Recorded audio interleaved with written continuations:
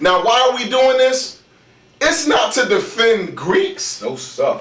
It's just that the word Jesus we have today is nothing but an English transliteration of the Greek transliteration of the Hebrew word. The Greek was transliterated by our elders. The English was transliterated by the 40-something scholars in England, the Hebrew and Greek scholars of their time who actually translated and transliterated it into English. So what we have is this. A lot of people make this mistake. You hear about in the King James 1611. We have the 1611. It was an I.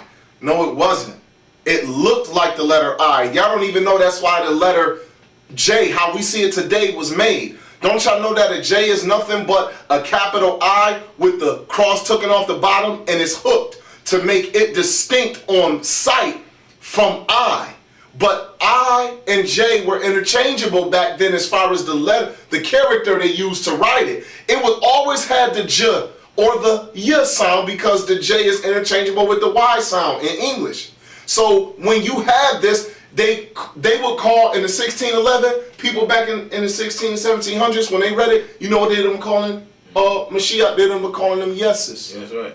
They would have been calling them yeses. Today we say Jesus or Jesus because we got the proper J today that they made. So when you see it, you know that that's the J sound, which also carry Y, and it's not the I sound in English.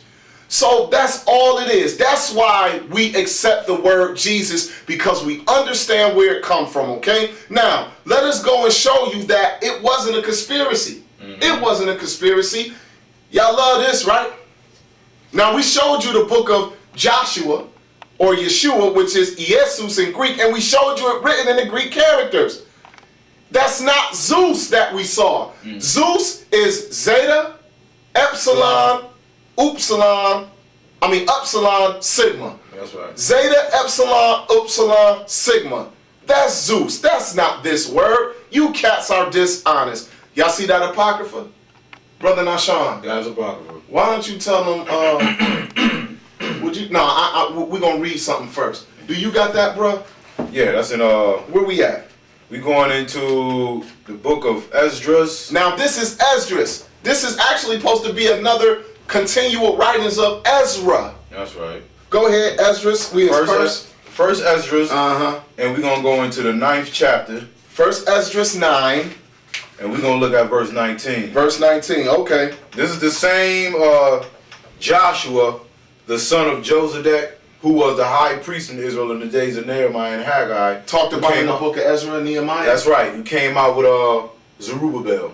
Now let's look what he's called here in 1 Esdras 9 and 19.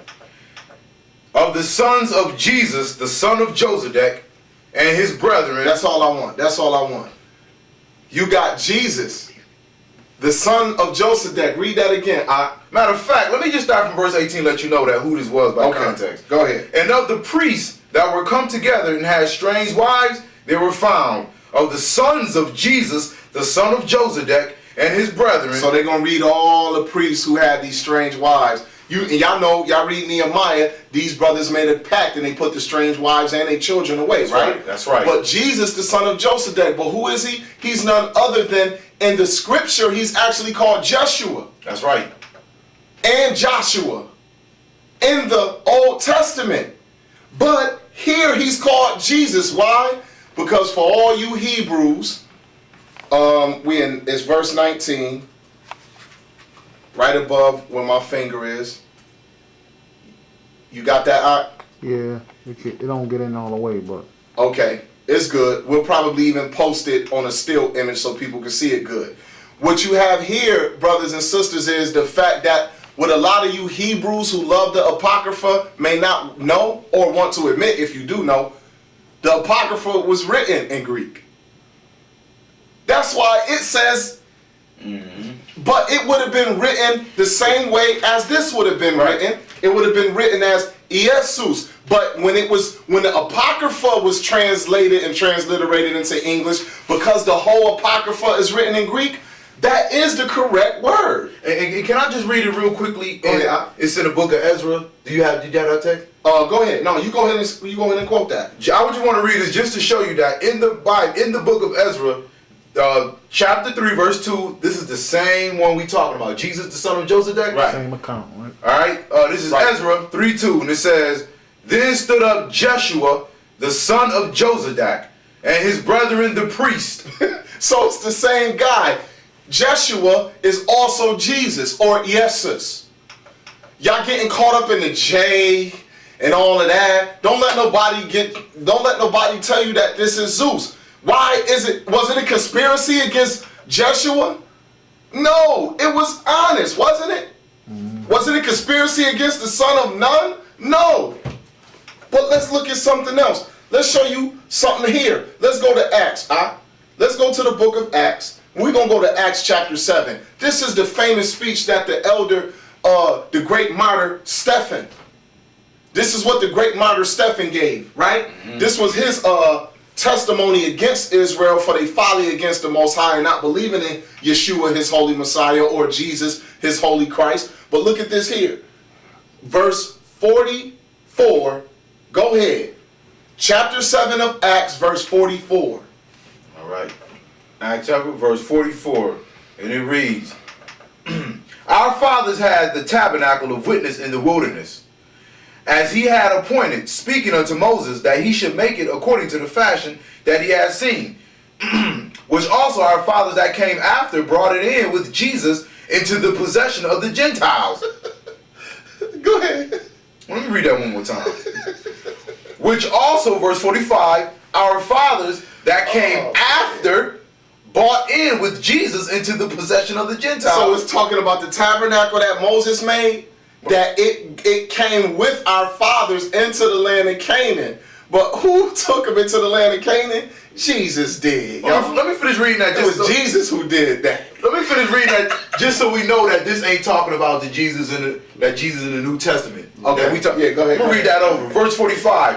"Which also our fathers that came after brought in with Jesus into the possession of the Gentiles, whom God drave out before the face of our fathers unto the days of David." So this is talking about the son of Nun, because his name is, in Greek, is pronounced Jesus. Jesus. Yeshua is Jesus. Or Yehoshua or Yahshua is Jesus in Greek. So that's all that's saying, is that this is the Jesus who had actually led Israel into the possession of the Gentiles. Oh, side note, Canaanites were called Gentiles. But that's a whole nother story. Now, here we got Jesus. And we see Joshua can't, I'm sorry, Go ahead. see Joshua can't be associated with the God of healing. You know how Right. So So, come from Jesus, the God of healing. but why is Joshua here called Jesus? You won't find the word Joshua nowhere in the New Testament. Why is it Joshua in the Old Testament? Because that is the English transliteration straight out of Hebrew. The New Testament being written in Greek, it actually is the transliteration of the Greek Jesus into Yesus in English, or the Jesus, or Yesus. J and Y are interchangeable. So even if I say Yesus, that's correct. The J ain't taken away from it. That's right. Because it carries the same sound. A lot of people just want to go against it. Just like in English, the B carries the B sound, and it also carries another sound. Y'all know what that sound is? Look at the word. Y'all don't believe me? The word doubt. Go to the word doubt. Go to the word subtle. B's all up in there. You ain't pronounced the doubt. Any cat say doubt. You something wrong with you. Any cat say subtle. Something wrong with you. The word is subtle, and the word is doubt. I doubted that. I doubted that at Fabin Albert. You might as well start doing all the other mushmouth stuff then. Straight up. Now let's go into let's go into how long I got? Okay. Yo, here we go. You ready? Yes. Let us go into we in the book of Colossians. Go to Colossians just to show another Hebrew.